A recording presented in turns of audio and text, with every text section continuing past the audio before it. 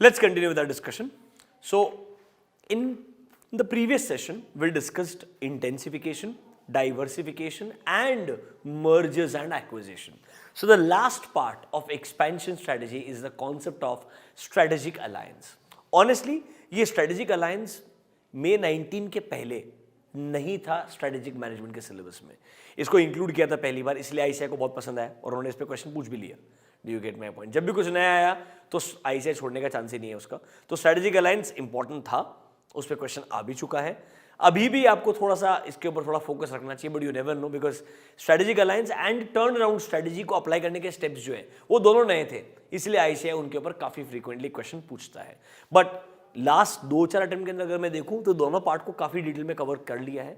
So may be there is a higher chance they will focus on types of diversification या stability strategy मेरे हिसाब से, तो थोड़ा वहां पे ज्यादा फोकस रखना चाहिए. चलो, in your modules come to page number 4.16, expansion through strategic alliance. ये स्ट्रेटेजिक अलायंस का कॉन्सेप्ट क्या है? देखो, ये बोलता है कि दो एंटिटीज है, दोनों इंडिपेंडेंटली अच्छा काम कर रही है, बट दोनों के कुछ नए कॉमन ऑब्जेक्टिव्स हैं जिन ऑब्जेक्टिव्स को वो इंडिविजुअली अचीव नहीं कर सकते. And they believe if we come together तो शायद ये ऑब्जेक्टिव को अचीव करना पॉसिबल होगा हमारे लिए, तब जाकर के वो साथ में आके काम करना चाहेंगे. बट सुनो, in case of strategic alliance there is a difference.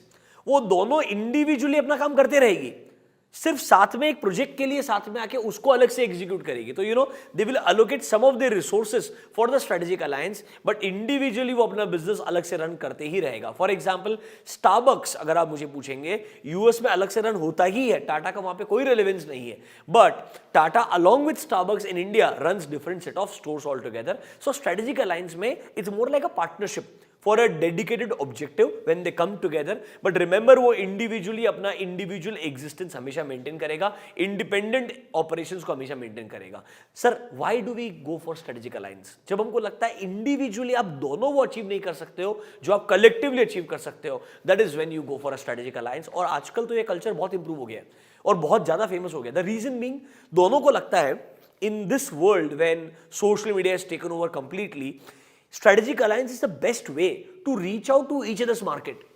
It's the best way to actually sell each other, complementary तरीके से. That is why strategic alliances have picked up significantly. बहुत common है, बहुत छोटे-छोटे strategic alliances हर दिन होते हैं daily basis के ऊपर. It's extremely common. For example, BMW and अपना TVS for bike manufacturing there is a strategic alliance.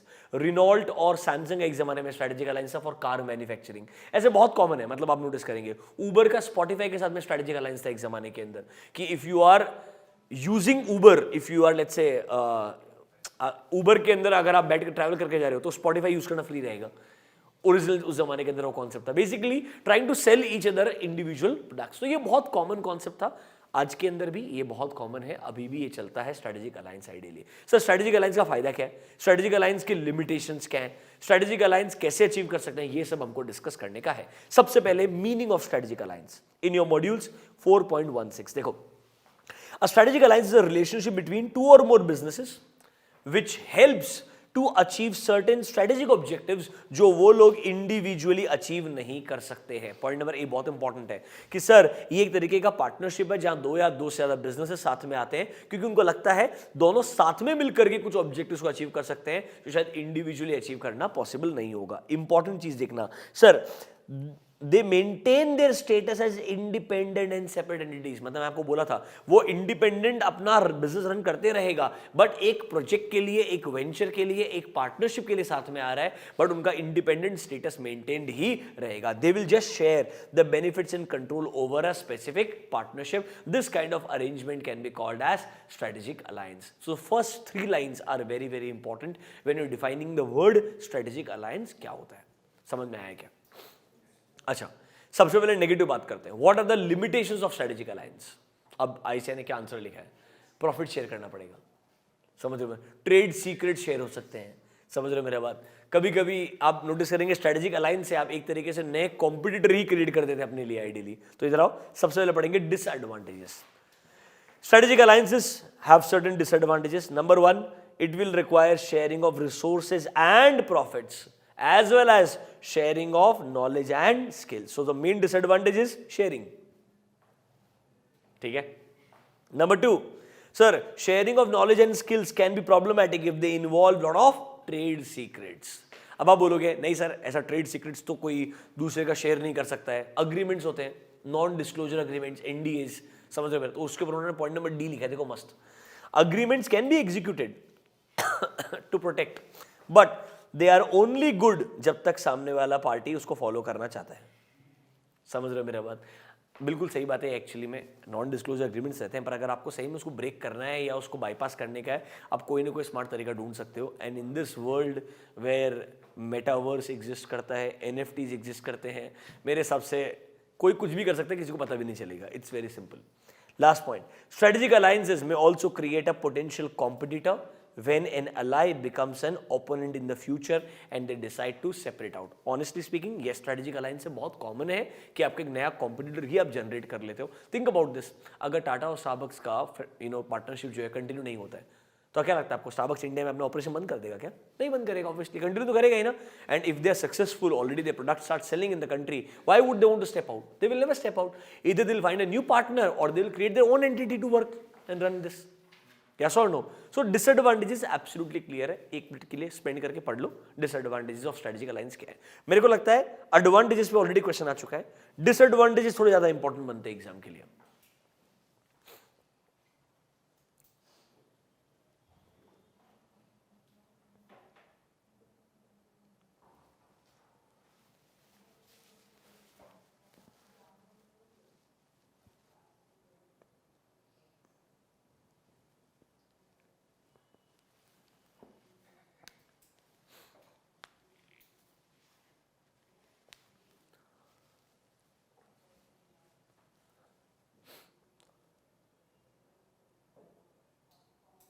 चलो advantages of strategic alliance, 4 advantages दिए उनको, चारों को एक्सप्लेन करता हूं आपको डिटेल में। The first one is organizational advantage. Simple चीज है, जब दो ऑर्गेनाइजेशन साथ में आके काम करना चाहेंगे, they will get to learn from each other. मतलब ऑब्वियसली ना, हो सकता है दोनों के स्ट्रेंथ्स अलग अलग रहेंगे, तो अगर एक का कोई वीकनेस है जो दूसरे का स्ट्रेंथ रहेगा, उसको सीखने को मिलेगा उसके बारे में। So sir obviously sharing of knowledge को अगर आप नेगेटिव तरीके से देख रहे हैं तो पॉजिटिव भी है दोनों के अंदर, कि ऑर्गेनाइजेशंस एक दूसरे को बहुत अच्छे से कॉम्प्लीमेंट करके एक दूसरे का क्रेडिबिलिटी बिल्डिंग करेंगे। और कभी कभी हो सकता है ना, एक बाहर का फॉरेन ऑर्गेनाइजेशन है, do you get my point, India में वो किसी से कोलैबोरेट कर रहा है, ये आगे एक पॉइंट आएगा अलग से पॉलिटिकल लॉजिक करके, बट इनडायरेक्टली अगर एक स्ट्रॉन्गर ऑर्गेनाइजेशन का वैल्यू बहुत अच्छा है, क्रेडिबिलिटी बहुत अच्छा मार्केट में, समझ रहे हो मेरा बात, बट कोई ऐसा नया बिजनेस है जो उसने आज तक नहीं किया होगा, do you get my point, और दूसरा एक एवरेज नया ऑर्गेनाइजेशन है जिसका बिजनेस बहुत स्ट्रॉन्ग है, इफ दे कम टुगेदर, जिसका क्रेडिबिलिटी है, उसकी वजह से पार्टनरशिप का क्रेडिबिलिटी इंप्रूव हो जाता है मार्केट में।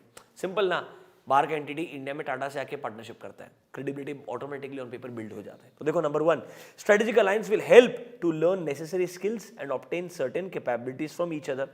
सर दोनों एक दूसरे का प्रोडक्टिव कैपेसिटी को एनहांस करेंगे, डिस्ट्रीब्यूशन सिस्टम को इंप्रूव करने में हेल्प करेंगे। एंड सर अगर एक स्ट्रेटेजिक पार्टनर वेल नोन रहा, रेस्पेक्टेड रहा, it will also add legitimacy and credibility to the new venture. New venture को लोग इजीली एक्सेप्ट कर लेंगे because of the strong brand name और respect of the organisation. That's your organizational advantage. दूसरा, economic advantage. Look at the word economic, that means ये बात करेगा economics of scale के बारे में। अगर आप साथ में आकर के काम करेंगे, ऑब्वियसली आप दोनों के स्ट्रेंथ जब साथ में आकर काम करेंगे तो आपका शायद मैन्युफैक्चरिंग कॉस्ट पर यूनिट कम हो जाएगा, आपका क्वालिटी एनहांस हो जाएगा, आप कम से कम प्राइस में बेटर प्रोडक्ट बना पाएंगे और बेटर प्रोडक्ट डिलीवर कर पाएंगे। That's your economic advantage. देखो, it will help you to reduce cost and risk by distributing them across the people who are part of your membership। देखो, greater economies of scale can be achieved क्योंकि आप दोनों का market मर्ज हो जाएगा। अब आप बड़े स्केल पे डील करने के बारे में सोचेंगे और सर आपका इसलिए मैन्युफैक्चरिंग कॉस्ट भी कम होगा and at the same time market के अंदर पेनिट्रेशन भी बढ़ते जाएगा। That's the advantage in terms of economic factors. तो पहला था ऑर्गेनाइजेशन को सीखने को मिलेगा, साथ साथ में इकोनॉमिकली भी ये डिसीजन बेटर हो सकता है कि आपका मैन्युफैक्चरिंग कॉस्ट कम हो, रिस्क कम हो और आपके मार्जिन इंप्रूव होंगे। थर्ड चीज, स्ट्रेटेजिक। ना ये टाइम पास है, ये बोलता है कभी कभी ऐसा हो सकता है इंडिविजुअली आप कंपीट कर रहे हैं, अच्छा काम कर रहे हैं, बट आपको लगता है इंडिविजुअली कंपीट करने के बजाय बेटर फायदा मिलेगा if we cooperate rather than just compete with each other. मतलब स्ट्रेटेजिकली आपको लगता है साथ में आके काम करना बेटर है rather than individually running their show, because हमको लगता है शायद कॉम्पिटिटर ज्यादा स्ट्रांग है। अकेले रन करने के बजाय साथ में के काम किया तो शायद ज्यादा फायदा होगा। देखो, rivals can join together to cooperate instead of compete. Can I say with this cooperation they will be able to create a competitive advantage by pooling their resources and skills. Can I say they'll get access of new technology, they'll get access of different skills of each other. Bottom line, ऊपर के दोनों points है उसका फायदा third में मिलेगा। Strategically आपको लगता है साथ में आके काम करना चाहिए rather than working individually or alone. That's your strategic advantage. Last one is political advantage. कभी कभी आपको लगता है आप एज ऑर्गेनाइजेशन बहुत अच्छे हैं, आप दूसरे कंट्री में एंटर करके प्रोडक्ट बेचना चाहते हैं, प्रॉब्लम दूसरा है सर, उस कंट्री के अंदर इतना ज्यादा फोकस डोमेस्टिक एंटिटीज के ऊपर है कि बाहर के एंटिटीज को एक्सेप्टेंस नहीं मिलेगा। चाइना फॉर एग्जांपल, अगर आपको एज ए उबर लगता है चाइना के अंदर आपको उबर रन करने का है तो आपको कंपल्सरीली वहां के लोकल प्लेयर के साथ में एसोसिएट होना ही पड़ेगा। इसलिए वहां का लोकल कंपनी दीदी कंपनी, समझ रहे हो मेरा बात, that acquired Uber in China, क्योंकि उन्होंने बोला अगर इस कंट्री में सर्वाइव करने का है तो हमारे नाम के साथ में हमारे से ही एसोसिएट होकर काम करना पड़ेगा, अदर वे कोई चांस नहीं है। तो ये तो एक्विजिशन का एग्जांपल हो गया, but strategic alliance indirectly associate करेगा कि उस कंट्री का अगर लोकल बंदा रहेगा तो ही आपका प्रोडक्ट लोग एक्सेप्ट करना शुरू करेंगे, या तो बैरियर्स ऐसे बनाए हुए गवर्नमेंट के कि आप उसके बिना आगे बढ़ ही नहीं सकते हो। देखो, sometimes strategic alliances are formed with a local foreign business to gain entry into foreign market, क्योंकि लोकल ऐसे प्रीजुडाइसेस रहेंगे या लीगल बैरियर रहेंगे कि आप अकेले इंडिपेंडेंटली एंटर ही नहीं कर पाएंगे। और सर कभी कभी इट्स ऑलवेज बेटर कि अगर वहां का लोकल इन्फ्लुएंशियल लीडर जो पॉलिटिकली स्ट्रांग रहेगा, अगर वो आपके साथ में आ जाएगा तो आपके अलायंस का वैल्यू बढ़ जाएगा। आपको एग्जांपल देने की जरूरत नहीं, आपको बहुत सारे ऐसे केसेस मालूम है। Businessman are always supported by news channels which are bought by them, which are supported by respective political parties. Do you get my point? Which runs the country. So let's not go in detail. I hope you understand this. These are your advantages and disadvantages of strategic alliance. 2 minute spend करो, आराम से पढ़ो, definition आना चाहिए, चारों advantages की heading आनी चाहिए, अंदर का एक एक 2 लाइन आना चाहिए और डिसएडवांटेजेस के पॉइंट्स आने चाहिए। पढ़ो उड़ाओ।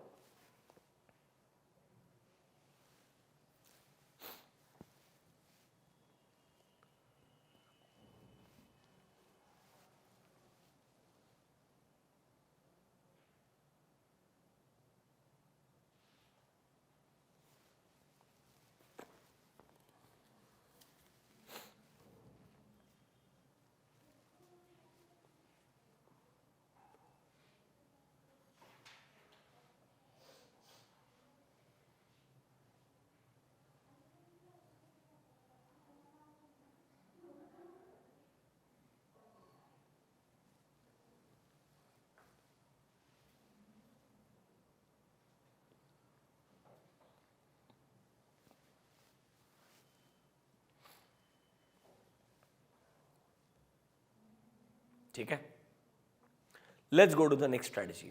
तो हमने स्टेबिलिटी पढ़ लिया, एक्सपेंशन पढ़ लिया, last 2 strategies retrenchment and combination. सबसे पहले शुरुआत करेंगे रिट्रेंचमेंट स्ट्रेटजी के साथ में। What is the meaning of the word retrenchment? Retrenchment का मतलब होता है रिड्यूसिंग योर ऑपरेशंस और reducing the scope of work. मतलब आप यहां पे रिट्रेंच कर रहे हो, इट्स ऑपोजिट ऑफ एक्सपेंशन, मतलब आप रिड्यूस कर रहे हो। एक्सपेंशन में स्कोप को बढ़ा रहे थे, रिट्रेंचमेंट में स्कोप को कम कर रहे हो कंपैरेटिवली। अब यहां पर आपको 3 ऑप्शन दिए, एक बोलेगा टर्न अराउंड स्ट्रेटजी, दूसरा बोलेगा डाइवेस्टमेंट स्ट्रेटजी एंड तीसरा बोलेगा लिक्विडेशन। ये क्या बोल रहा है? जब आप रिट्रेंचमेंट के बारे में सोचते हो, सबसे पहला ऑल्टरनेटिव जो दिमाग में आएगा वो टर्न अराउंड स्ट्रेटजी है। मतलब आप as a successful business run कर रहे थे, you have seen good times, now because of certain reasons आपका परफॉर्मेंस डिटेरियोरेट हो गया है, खराब हो गया है। आप ये जो फॉल आ रहा है ना, इस प्रोसेस को रिवर्स करना चाहते हो। You want to go back to where you were good. Do you get my point? मतलब आप टर्न अराउंड लगाना चाहते हो ताकि जब आप अच्छा परफॉर्म कर रहे थे और ये जो फॉल आया है, इस फॉल को रिवर्स करके you want to go back to that same position where you were doing good as a organization. This strategy is called as turn around strategy. Not an easy strategy, but a lot of companies have successfully done this and they are today extremely big giants in today's world. Apple has applied this, Microsoft has applied this. Talk about all big companies, they have all seen ups and downs during their overall tenure. And कुछ इतने difficult times से जहाँ उनको लगा होगा शायद survival ही possible नहीं होगा, but वहाँ पर मे बी मैनेजमेंट के अंदर बदलाव लेकर के आना, प्रोडक्ट्स पे अलग फोकस करना, कोर प्रोडक्ट्स पे दिमाग लगाना, बाकी प्रोडक्ट्स को बंद कर देना, कॉस्ट कटिंग करना सिग्निफिकेंटली, मतलब there are different different ways by which उन्होंने अपने आप पे टर्न अराउंड लगाया होगा और आज वो सेम पोजीशन से ग्रो करते हुए बहुत बड़े पोजीशंस पे आए हैं। तो सर रिट्रेंचमेंट मतलब स्कोप को रिड्यूस करना, 3 तरीके हैं। पहला टर्न अराउंड, अगर टर्न अराउंड भी सक्सेसफुल ना हो तो आदमी जाता है डाइवेस्टमेंट के ऊपर। डाइवेस्टमेंट का मतलब है let's say as a organization you have 7-8 SBUs, out of the 7-8 SBUs आपको लगता है 2-3 ऐसे एसबीयूज है जो बिल्कुल लॉजिकल है ही नहीं कंटिन्यू करने के लिए, उनको आप कंप्लीटली सेल ऑफ कर दो, कंप्लीटली एग्जिट कर दो, that is called as divestment. तो पहले आप ट्राई करोगे कि जो मेजॉरिटी बिजनेसेस है उनको रिटेन करेंगे, टर्न अराउंड लगाएंगे, और नहीं हुआ तो आप डाइवेस्टमेंट की तरफ जा सकते हो। या कभी कभी डाइवेस्टमेंट से पहले आपने ऑन पेपर टर्न अराउंड लगाया होगा और ऑन पेपर ही समझ में आ गया होगा टर्न अराउंड पॉसिबल नहीं है। टर्न अराउंड करने के लिए पहले डाइवेस्टमेंट करना पड़ेगा रियल लाइफ में, बुक में नहीं लिखा पर रियल लाइफ में कभी कभी आप पहले 2-3 प्रोडक्ट्स को एग्जिट कर देते हैं, फिर बोलते हैं अब टर्न अराउंड करना शायद पॉसिबल होगा, बिकॉज टर्न अराउंड के लिए भी पैसा लगता है और पैसा शायद डाइवेस्टमेंट के बाद में आ सकता है। और सर अगर दोनों सक्सेसफुल ना हो तो लास्ट ऑप्शन जो कोई अप्लाई नहीं करना चाहता, that is your liquidation strategy, that is shutting down your entire operation. Exam के हिसाब से क्या इंपॉर्टेंट है? टर्न अराउंड, डाइवेस्टमेंट दोनों इक्वली इंपॉर्टेंट है। टर्न अराउंड आईसीआई ने बहुत बार पूछ लिया लास्ट 3-4 अटेम्प्ट के अंदर, आई थिंक 2 या 3 बार आ गया। द रीजन बीइंग वहां पर टर्न अराउंड के जो प्लान के स्टेजेस थे वो स्टेजेस को नए तरीके से लिखा था उन्होंने, जो पहले नहीं लिखा था। जब कुछ नया लिखा है तो आईसीआई को बहुत पसंद आता है, वो इमीडिएटली पूछ लेता है, उन्होंने ऑलरेडी वो पूछ लिया है, पर हम फिर भी पढ़ेंगे एक बार, पर ज्यादा फोकस क्या करेंगे? डाइवेस्टमेंट पे करेंगे। Let's start with retrenchment strategy. देखो पहला पॉइंट क्या बोलता है? रिट्रेंचमेंट का मतलब है जब ऑर्गेनाइजेशन सब्सटेंशियली रिड्यूस करना चाहता है the scope of its activity, तब वो सोचता है रिट्रेंचमेंट के बारे में। रिट्रेंचमेंट में 3 ऑप्शन है। पहला टर्न अराउंड, जहां पर आप रिवर्स करना चाहते हो प्रोसेस ऑफ डिक्लाइन। जब आपका डिक्लाइन शुरू हुआ था ना, उसको ही अब रिवर्स करके I want to go back to my normal position, that is called as turn around. जब आपको लगता है नहीं सर टर्न अराउंड पॉसिबल नहीं है, अब लगता है जो हमारी लॉस मेकिंग यूनिट्स है, जो हमारे लॉस मेकिंग डिविजन्स है या एसबीयूज है, उनको कंप्लीटली कट ऑफ करना पड़ेगा, हमारे प्रोडक्ट लाइन को कर्टेल करना पड़ेगा। कर्टेल करना पड़ेगा मतलब रिड्यूस करना पड़ेगा। अभी तक हम 10 प्रोडक्ट बेच रहे थे, 10 में से 5 पे फोकस करना है, बाकी 5 को कंप्लीटली एग्जिट कर देने का है, that is called as divestment strategy. और सर जब पूरा बिजनेस ही बंद कर देने का है, that is called as liquidation strategy. You want to abandon everything. Let's start with the first one, that is your turn around strategy. सबसे इंटरेस्टिंग, सबसे रियल लाइफ में रियलिस्टिक जो स्ट्रेटजी है वो टर्न अराउंड है। सर टर्न अराउंड का मतलब क्या? वापस से बोलता हूं, आप एक जमाने में अच्छा परफॉर्म कर रहे थे, वहां से फॉल या डिक्लाइन शुरू हुआ, आप इस प्रोसेस को रिवर्स करना चाहते हो, you want to go back to the same position once again, that's when you think of a turn around strategy. Now sir turn around की जरूरत है ये कब पता चलेगा? Like there have to be certain circumstances और indicators जो बता रहे हैं that we need a turn around, number 1। and turn around में normally क्या क्या बदलना पड़ता है वो भी हमको मालूम होना चाहिए। 2 चीजें, elements of turn around and दूसरा indicators that we need a turn around। जरा इधर आओ sir, the danger signs which indicates a turn around is required। number 1, आपके कैश फ्लोज बहुत नेगेटिव है on a consistent basis, market share consistently fall होते जा रहा है, फिजिकल फैसिलिटीज डिटोरेट हो रहे हैं, फॉर एग्जाम्पल एयर इंडिया के प्लेन्स, ओवर स्टाफिंग हो रहा है, टर्नओवर सिग्निफिकेंट बढ़ गया, मतलब I mean in terms of cost, uncompetitive products हो गए, ऐसा लग रहा है मार्केट में आपको कंपटीशन में काउंट ही नहीं करते हैं, BSNL. Last one is mismanagement, मतलब कंप्लीटली लग रहा है कि बिजनेस रन हो रहा है but sir it looks like हम हर जगह अननेसेसरली ज्यादा पैसा खर्च कर रहे हैं, मार्केट शेयर गेन नहीं हो रहा है, प्रॉफिटेबिलिटी खत्म होते जा रहा है। It is all indicating that sir overall we need a strong turn around strategy. Now sir turn around कैसे कर सकते हो, उसके कुछ एलिमेंट्स दिए। नंबर 1 सबसे कॉमन जो है, टॉप मैनेजमेंट को बदल दो, क्योंकि हमको लगता है आज तक जो फॉल आया ना उसकी वजह से आया, उसको बदल देना चाहिए। फिर दूसरा चीज क्या बोलता है, सर अब क्योंकि आपका प्रोसेस ऑफ डिक्लाइन चल रहा है, मतलब मार्केट में रेपुटेशन खराब है, तो आपको इमीडिएटली आपका क्रेडिबिलिटी बिल्ड करना पड़ेगा। देखो सिंपल चीज है, बिजनेस का एक सिंपल रूल है, अगर आपको बिजनेस में ग्रो करना है, सर्वाइव करना है, मार्केट में क्रेडिबिलिटी होना चाहिए। इफ क्रेडिबिलिटी डजंट एग्जिस्ट तो बिजनेस पे टाटा का हो या किसी और का भी हो, फेल हो जाएगा कभी भी। तो आपको इमीडिएटली क्रेडिबिलिटी बिल्डिंग एक्शन लेने पड़ेंगे, मतलब इस तरीके से लोगों का फेथ रीगेन करने का ट्राई करना पड़ेगा, that yes although we had a tough time but we are back. Do you get my point? That is extremely important. जैसे मैगी बैन कर दिया, बाद में उन्होंने इमोशनल एडवर्टाइजमेंट बनाए कि मैं वही मैगी हूँ जो आप घर पे आपने होटल हॉस्टल जो भी है वहाँ से घर पे आके खाते थे वापस, what ever it is, you understand my point right? Initially credibility building actions. Number 3, neutralising external pressure. इसका मतलब क्या है? External pressure is about your external environment. When the process of decline is there, obviously there will be external pressure. Example, lenders constantly पैसा वापस मांगने की return मांग रहे होंगे, तो भाई याद आपको इंटरनल रिस्ट्रक्चरिंग पढ़ाया होगा आपको. So this is nothing but आप उनको एक काम करो ना, इक्विटी दे दो. उनको बोला अरे अभी वोडाफोन आइडिया केस में सेम ऐसा हुआ ना, गवर्नमेंट ने क्या बोला, जो तेरे को हमको पैसा देने का तो एक काम कर इक्विटी के फॉर्म में कन्वर्ट करके दे दे. मतलब एक तरीके से एटलीस्ट प्रेशर तो कम से कम न्यूट्रलाइज हो जाएगा, हम बिजनेस से फोकस तो कर पाएंगे एटलीस्ट. नेक्स्ट देखो, क्विक पे ऑफ एक्टिविटीज जिनसे इमीडिएटली पैसा निकल सकता है. कुछ ऐसी एक्टिविटीज जिससे हमको इमीडिएटली नया बेटर कैश फ्लोज मिल सकता है, वो हम करने का ट्राई करेंगे. दिस क्विक पे of activities can be selling your certain assets also.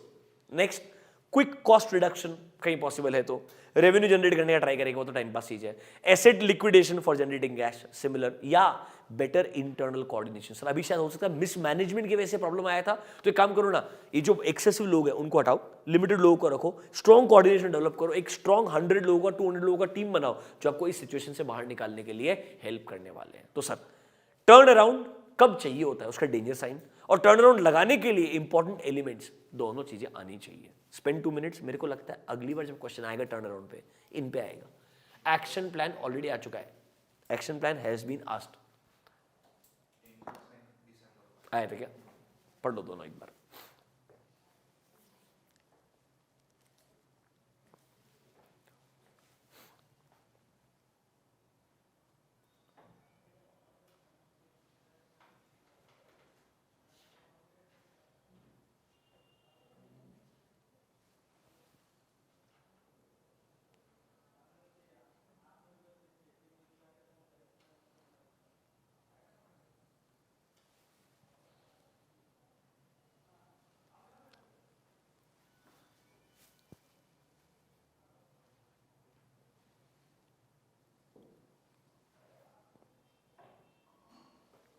ठीक है, can we discuss the action plan now. 5 अलग अलग स्टेजेस है इसके अंदर. स्टेज 1 2 3 4 5. देखो ऐसा कैसा रियल लाइफ में फॉलो करेंगे जरूरी नहीं है, हर किसी का टर्न अराउंड स्ट्रेटेजी अलग तरीके से रहेगा, बट स्टिल इनका एक ओवरव्यू आपको दे देता हूं. सबसे पहले क्या बोलता है, सबसे पहले इस सिचुएशन में क्यों पहुंचे उसका रूट कॉजेज ढूंढो. आइडेंटिफाई द मेन रीजंस और the root causes Why you need this turnaround. मतलब यहां तक हम ये सिचुएशन खराब ही क्यों हुआ वो आइडेंटिफाई करना बहुत जरूरी है. मैं आपको बता रहा हूं, कभी कभी ऐसा होता है लोग टर्न अराउंड अप्लाई करने के लिए जाते हैं, उनको एक्चुअल प्रॉब्लम मालूम ही नहीं होता है. एंड अगर आपको एक्चुअली अपने रूट कॉजेज नहीं मालूम है तो आपका टर्न अराउंड कभी भी सक्सेसफुल हो ही नहीं सकता है. First point is very clear, understand exactly what went wrong. देखो, assessment of your current problem, that means you should know the root causes why the problem has occurred in the organization at the first place. ये सबसे important चीज है. Exactly क्या कारण है कि हम इस सिचुएशन में ऐसा हुआ ही क्यों, why we have reached in the situation is the most important question. दूसरा पॉइंट क्या बोलता है, analyse the situation and develop a strategic plan. अभी थियोरेटिकल है, मैं पॉइंट नंबर 2 और 3 को मर्ज करूंगा. 2 और 3 जो है ना, दोनों को मर्ज करके बताऊंगा. सुनना, सो आपने बोला रूट कॉजेज ढूंढो, रूट कॉजेज मिलेंगे. अब रूट कॉजेज देखने के बाद आप एनालाइज जब करोगे समझ में आएगा सर करंटली एक प्रॉब्लम है. क्या प्रॉब्लम है? We are losing money every day. मतलब जब हम एक नया प्रोडक्ट बना के बेच रहे हैं ना, हमारा प्रोडक्ट का मैन्युफैक्चरिंग कॉस्ट 100 है, मार्केट में बेच हम 80 रुपए मेरे. On every new product sold on a daily basis we are losing 20 rupees. Can I say this is an emergency situation. सबसे पहला चीज तो ये होना चाहिए भाई, इस ब्लीडिंग को स्टॉप करना चाहिए. बिकॉज एवरी डे, अब तो ये उल्टा चीज सोचो ना, running a business itself is a bigger crime today because I'm losing money on every single unit sold. तो सबसे पहले जब आप एनालाइज कर रहे हो ना, अब ये ढूंढोगे कि मेरे को इमरजेंसी प्लान क्या चाहिए. मतलब इमीडिएटली क्या बंद करना चाहिए, इमीडिएटली क्या स्टॉप कर देना चाहिए, वो पता करना चाहिए. मतलब क्रिटिकल सिचुएशन कहीं है क्या? सर क्रिटिकल सिचुएशन नहीं है, 100 में बना रहे हैं, 101 में बेच रहे हैं, मार्जिन बिल्कुल नहीं है, या 100 में बेच रहे हैं, ऑलमोस्ट ब्रेक इवन पे काम कर रहे हैं. Okay, then there is no emergency plan required. What is required is a strategic plan. कि अब इस सिचुएशन को रिवर्स अगर करना है तो हम धीरे धीरे कैसे करेंगे। मतलब यहां पर हम प्रोडक्ट्स में क्या बदलाव लेके आएंगे, प्राइसेस में क्या बदलाव लेकर के आएंगे, मतलब एक्चुअली में क्या बदलाव करेंगे उसके बारे में प्लानिंग करेंगे। That is your stage number 2 and 3। Third वाले में उन्होंने इमरजेंसी प्लान के बारे में बात की है, 2 वाले में एक्चुअली सिचुएशन को एनालाइज करके एक प्लान को डिजाइन करने के लिए बोला है। देखो, before you make any major changes determine chances है क्या सर्वाइव करने के। फिर एक प्रिलिमिनरी प्लान बनाओ, अपने स्ट्रेंथ, वीकनेस, अपॉर्चुनिटी, थ्रेट को कंसीडर करते हुए लॉजिकली सोचो जितने रिसोर्सेज चाहिए वो है भी क्या। कभी कभी ऐसा हो सकता है टर्न अराउंड करने के लिए जो पैसा चाहिए वो भी नहीं है, मैं आपको बोला, तो शायद उसके लिए पहले डाइवेस्टमेंट करना पड़ेगा, पैसा जनरेट करना पड़ेगा, फिर टर्न अराउंड करना पड़ेगा। पर ये भी पहले पेपर पे सोचना चाहिए, डाइवेस्टमेंट करके जो पैसा आएगा वो आखिरी पैसा भी टर्न अराउंड के लिए लगाना लॉजिकल है कि नहीं है। Sometimes maybe it's better to exit a business rather than investing further in that business. ये बहुत इंपॉर्टेंट है। तो देखो, analyse your strengths and weakness and accordingly develop a proper strategic plan कि कैसे इस सिचुएशन को इंप्रूव किया जाएगा। थर्ड पॉइंट इसका ही पार्ट था, उन्होंने अलग से लिखा है, that is implementing an emergency action plan. कभी कभी सिचुएशन अगर क्रिटिकल है बहुत ज्यादा तो एक अप्रोप्रिएट इमरजेंसी प्लान आपको लगाना पड़ेगा that may involve to stop the bleeding and enable the organisation to survive. Stop the bleeding का मतलब है every day whatever you are losing, आपको उस एक्टिविटी को बंद करना पड़ेगा, पहले शट डाउन करना पड़ेगा। एग्जाम्पल बोलूं क्या मैं,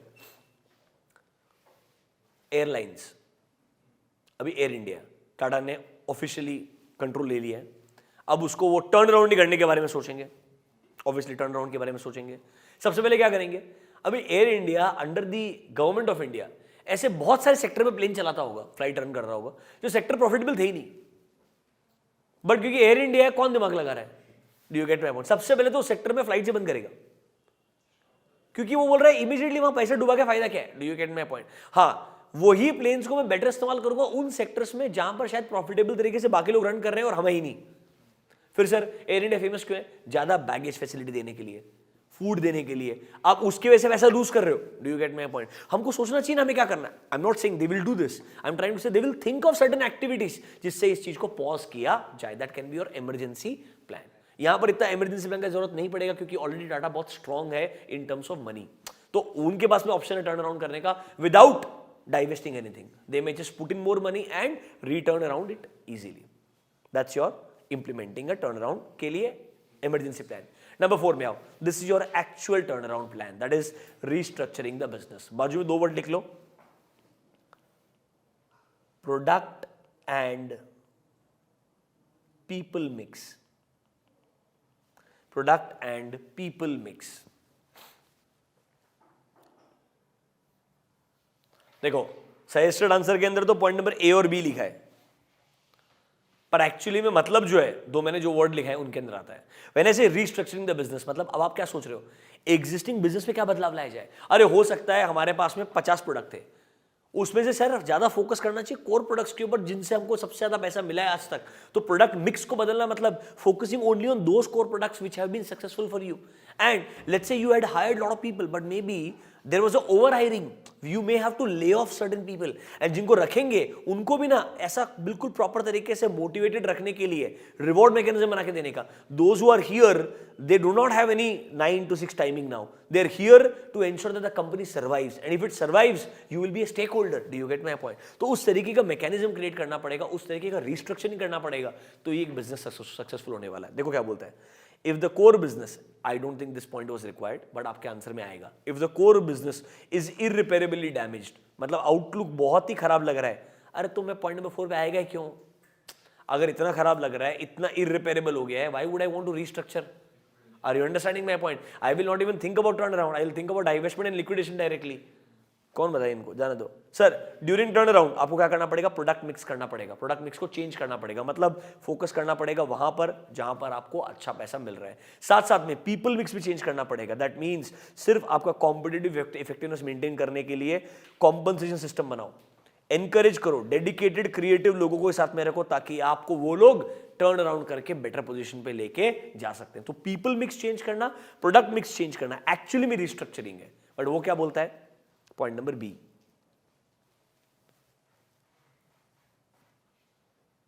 फिर देखो, ऑर्गेनाइजेशन का कोर बिजनेस पे फोकस करो, टाइम पास वाला बात बोल रहा है। एक्चुअल रिस्ट्रक्चरिंग जो है वो प्रोडक्ट मिक्स चेंज करने और पीपल मिक्स चेंज करने के अंदर होता है। आपको दोनों चीज लिखने का एग्जाम में, you should write both. And last point, returning to normal. ये सब करने के बाद सिचुएशन इंप्रूव हो गया है, और इंप्रूव हो गया तो डोंट यू थिंक अब आप चाहोगे ये अच्छा रिटर्न्स मिलना शुरू हो गया है, अब यहां से धीरे धीरे बिल्ड करके एक्सपेंशन की तरफ जाओगे। देखो final stage, organisation should begin to show signs of profitability, better ROI, and धीरे धीरे इकोनॉमिक वैल्यूएशन बढ़ना शुरू हो जाएगा। That's your stage number 5, action plan for turn around strategy. Spend 2 minutes, एक बार आराम से पढ़ो।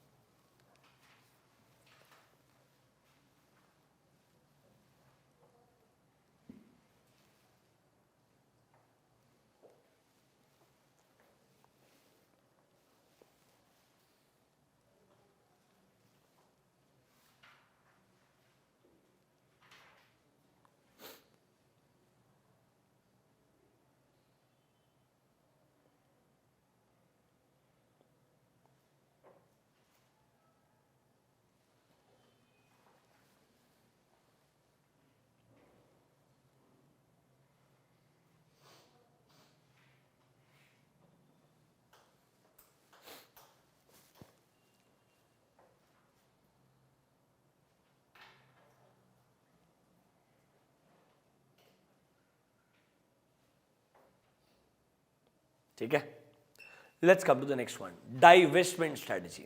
डाइवेस्टमेंट का मतलब क्या है? यहां पर सिंपली जो आपके लॉस मेकिंग यूनिट्स है, डिविजन है या एसबीयूज है, उनको कंप्लीटली कट ऑफ करने वाले हैं। That's called as divestment. Sir when will you think of divestment? Honestly speaking, एक कंपनी डाइवेस्टमेंट नॉर्मल टाइम से भी सोच सकता है। एक बड़ा कंपनी है, उसने ऑलरेडी 25-30 कंपनीज को अक्वायर किया हुआ है। अब एक्विजिशन के बाद मेरे को लगता है 2-3 कंपनीज मिसमैच है। जब मैंने एक्वायर किया तो सोचा कि मेरे बिजनेस से रिलेटेड रहेगी, फायदा होगा, बाद में समझ में आया कि नहीं है। तो think like a company like Google, they acquire companies on a daily basis यार. For them acquisition is a normal activity and it may happen that if they have acquired a lot of companies, out of them some proved to be a mismatch कि भाई उनका काम करने का तरीका, उनका जो प्रोडक्ट है वो मेरे एग्जिस्टिंग किसी भी चीज से मैच नहीं होता है, ऐसा हमको बाद में रियलाइज हुआ। तो मिसमैच है, इसलिए हम डाइवेस्ट कर सकते हैं। अब डाइवेस्ट क्यों करेंगे, ये रीजंस बहुत इंपॉर्टेंट है। सबसे पहले मिसमैच है हमारा बिजनेस और उनका बिजनेस, इसलिए डाइवेस्ट कर दिया। या सर कुछ एंटिटीज या कुछ बिजनेसेस हमें कंसिस्टेंटली नेगेटिव कैश फ्लो दे रहे हैं, they are loss making units, doesn't make sense at all, let's exit. या सर आपको लगता है वो पैसा बेटर अपॉर्चुनिटी कहीं और इन्वेस्ट करने का, तो आप वहां इन्वेस्ट करना चाहोगे। या आपका बिजनेस अच्छा चल रहा था, एक नया कॉम्पिटिटर एंटर हुआ जिसे सब डिस्टर्ब कर दिया, और आपको लगता है अब इस कॉम्पिटिटर से कंपीट करने के लिए जो नया इन्वेस्टमेंट लगेगा या टेक्नोलॉजिकल अपग्रेडेशन लगेगा, हमको लगता है वो पॉसिबल नहीं है। We don't want to get into this kind of scenario all together, let's exit, that is a better scenario. For example, याद एक जमाने में टाटा डोकोमो का था फोन्स के लिए, है ही नहीं अभी, उनको समझ में आया कॉम्पिटिशन बहुत इंटेंसिफाई हो रहा है, इट्स बेटर टू एग्जिट। तो आप शायद कभी कभी इसलिए एग्जिट करना चाहेंगे। देखो डाइवेस्टमेंट का मतलब क्या है, it involves sale or liquidation of a portion of business. It can be a division or it can be a SBU. Sir, divestment कब अडॉप्ट करना चाहोगे, क्या क्या रीजंस है? अगले पेज पे आओ, 4.21 इंपॉर्टेंट मार्क करना। अगर आपको लगता है जिस कंपनी को आपने अक्वायर किया वो एक मिसमैच है और आपके बिजनेस से इंटीग्रेट नहीं हो सकता है, तो आप डाइवेस्टमेंट करना चाहेंगे। या सर आपको नेगेटिव कैश फ्लोज मिल रहा है रेगुलरली, आपको लगता है it doesn't make sense to continue with this business, you may exit.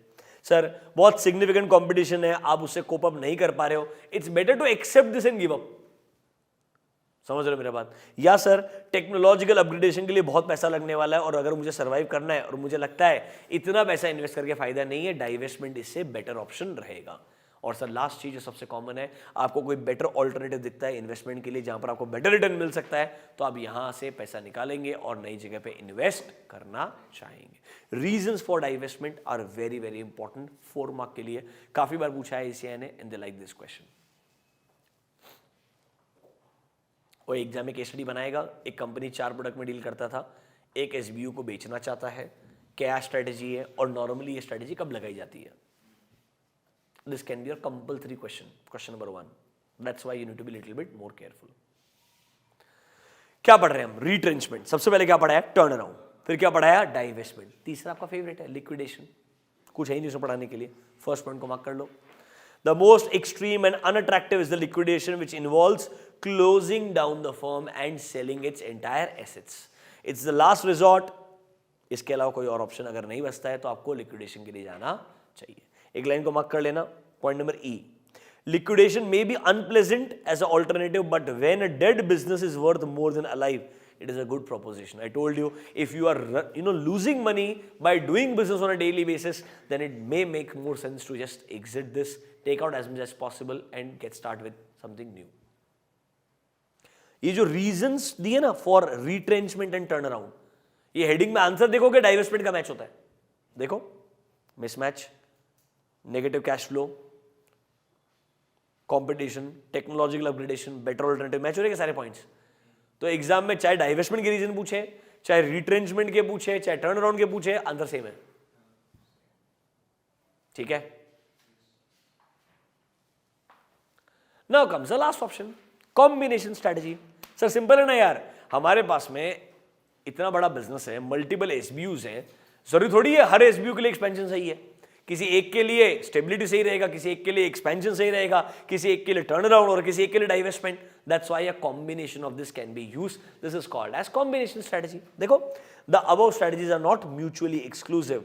It is possible to adopt a mix of the above. देखो, एक कंपनी शायद स्टेबिलिटी चूज करेगा किसी प्रोडक्ट के लिए, एक्सपेंशन चूज करेगा किसी प्रोडक्ट के लिए, मे बी डाइवर्सिफिकेशन के अंदर एक्सपेंशन वगैरह करना चाहे. So it's subjective. It's always going to be depending upon product to product, SBU to SBU. You may choose a strategy. So major reason क्या है combination का? क्योंकि आजकल organization बहुत open ended business environment में काम करता है, जो बहुत complex है. एक simple straightforward decision पूरे एनवायरमेंट में हर अलग अलग बिजनेस के लिए सूटेबल नहीं हो सकता है. आपको हर बिजनेस के लिए अलग डिसीजन लेना पड़ेगा. देखो, they are composed of different businesses and they have to make different response for every business. That is why you need a combination of these strategies. That is called as combination strategy. हम पढ़ के आ रहे थे chapter number 4, that is your corporate level strategy. इसका दूसरा नाम क्या है? ग्रैंड स्ट्रेटजीज और बिजनेस डायरेक्शनल स्ट्रेटजी. क्या क्या है इसमें सर? स्टेबिलिटी, एक्सपेंशन और ग्रोथ, तीसरा retrenchment and the last one is combination. सब कुछ डिटेल में डिस्कस कर लिया अपन ने, एक बार रिवाइज कर लिया. आराम से spend some time, finish this off once again. जब हम नेक्स्ट चैप्टर के बारे में पढ़ेंगे, इस चैप्टर के कुछ क्वेश्चंस भी निकाल के डिस्कस कर लेंगे. Are we good? That's all for chapter number 4. Thank you. Have a great day.